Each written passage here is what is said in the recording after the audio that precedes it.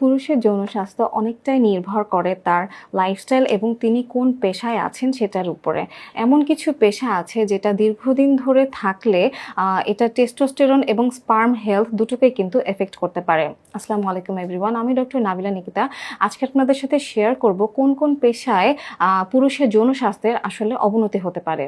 প্রথমত, desk job বা office work যারা করেন, যেখানে দীর্ঘ সময় ধরে বসে থাকতে হয়।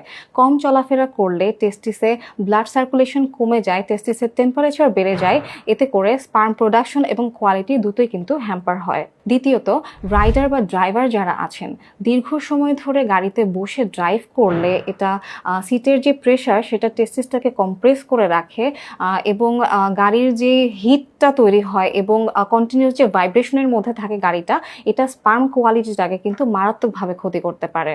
তৃতীয়ত, কনস্ট্রাকশনের কাজ যারা করেন বা হেভি লেবার যারা আছেন, অতিরিক্ত ভারী কিছু বহন করলে এটি টেস্টিকুলার টর্শন বা অন্ডকোষের পেঁচিয়ে যাওয়ার মতো মারাত্মক সার্জিক্যাল ইমার্জেন্সি ক্রিয়েট করতে পারে।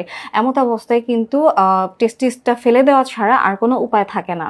চতুর্থ, যারা নাইট শিফটে কাজ করেন, ঘুম কিন্তু খুবই ইম্পর্টেন্ট ফর টেস্টোস্টেরন প্রোডাকশন। আর ঘুমের যদি ঘাটতি হয় সেক্ষেত্রে টেস্টোস্টেরন প্রোডাকশন কিন্তু কমে যায়। আর অতিরিক্ত স্ট্রেস এবং ইরেগুলার লাইফস্টাইল হলে আপনার যৌনাকাঙ্ক্ষাও কিন্তু কমে যেতে পারে। তাই এই পেশায় যারা আছেন তারা অবশ্যই নিজেদের যৌন স্বাস্থ্য সম্পর্কে সচেতন হন, সতর্ক হন।